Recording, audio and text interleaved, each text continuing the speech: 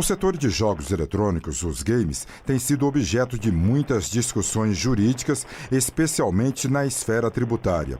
Isso se dá em razão da importância que os jogos eletrônicos conquistaram no mercado, sendo um dos segmentos da indústria do entretenimento que mais cresce. É assim que abrem o artigo os advogados Dr. André Sica e doutora Fernanda Lira, que escreveram um artigo com o título Licenciamento do Direito de Uso de Jogos Eletrônicos, Obras Audiovisuais ou Softwares. Nós vamos conversar com a doutora Fernanda Lira. Seja bem-vinda à Rádio Justiça. Obrigada. Doutora Fernanda, o que a senhora e o doutor André trataram neste artigo? Bom, a ideia do artigo, ela surgiu diante da necessidade de mapearmos os efeitos tributários decorrentes do enquadramento dos jogos eletrônicos, que ora são tratados como programas de computador e outras vezes como obras audiovisuais. E isso tem um impacto direto na tributação dos jogos. Então, o artigo ele faz uma análise comparativa dos efeitos tributários decorrentes do enquadramento dos jogos eletrônicos, principalmente no que diz respeito ao licenciamento do direito de uso dos jogos no Brasil. O setor ele é um dos que mais cresce no mundo. Só a título de exemplo, em 2015 ele superou a indústria cinematográfica, o que é bem relevante. E a questão tributária, qual é o problema existente, doutora Fernanda? O problema é o enquadramento dos jogos eletrônicos, que ora é feito como programa de computador e ora como obra audiovisual. Se considerado programa de computador, a carga tributária é reduzida e dá um total de 17%. Que é 15% do imposto de renda retido na fonte e aproximadamente 2% de ISS, porque o licenciamento de software se sujeita ao imposto municipal.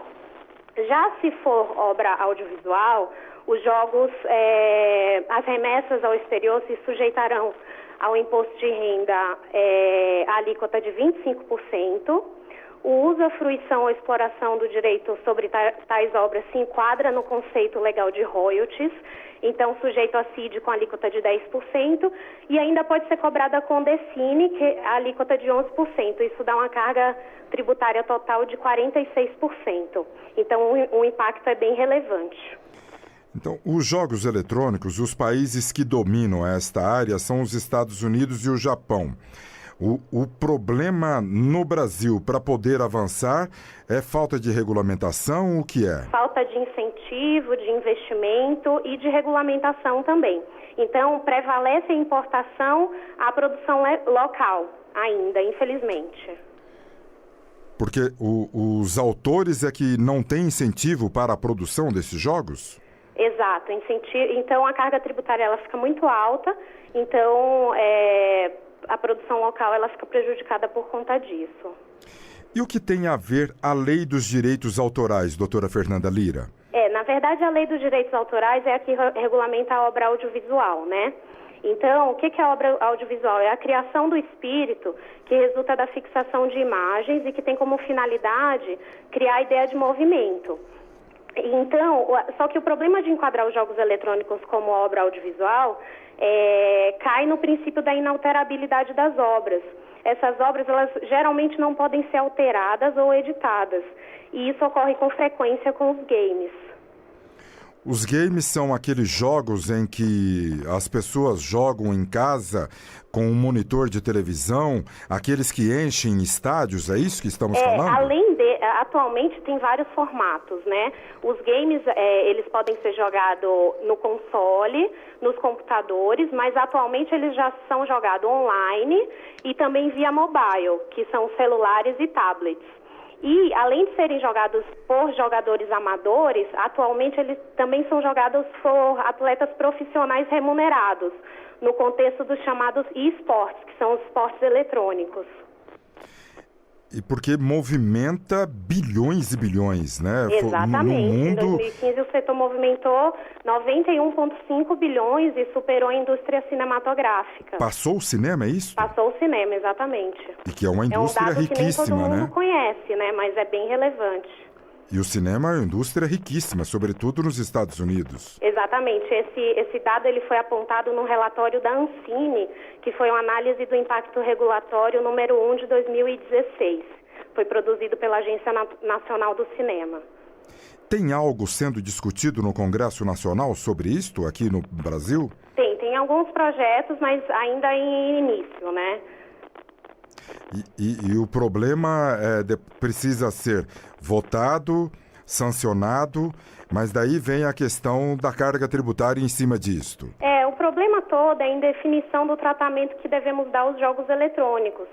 Isso alimenta um estado de insegurança jurídica e dificulta o desenvolvimento do setor no Brasil.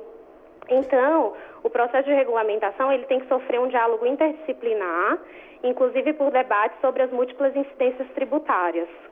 Então, a nossa recomendação é, enquanto isso não ocorre, que os nossos clientes façam análise dos riscos tributários envolvidos em cada caso, de modo a mitigar os riscos de autuação e cobrança de multa por parte do fisco, né? Nos Estados Unidos e Japão, já tem uma legislação específica? Já está bem mais avançado, tanto que são os maiores produtores do mundo, né? Nesse caso da questão tributária de jogos eletrônicos, o Brasil não pode usar os modelos já adotados nos Estados Unidos e também no Japão como modelos? Pode usar sim. O problema é que o Brasil tem um processo independente, né? Então, pode usar como modelo, mas tem que respeitar as regras locais. Muito bem. Nós conversamos com a doutora Fernanda Lira, a advogada, que escreveu um artigo juntamente com seu colega André Sica, Licenciamento do Direito de Uso de Jogos Eletrônicos, Obras Audiovisuais ou Softwares. Está aí a questão. Doutora Fernanda Lira, muito obrigado pelos esclarecimentos da senhora. Mais uma vez, obrigada pelo convite e um grande abraço a todos os ouvintes da rádio.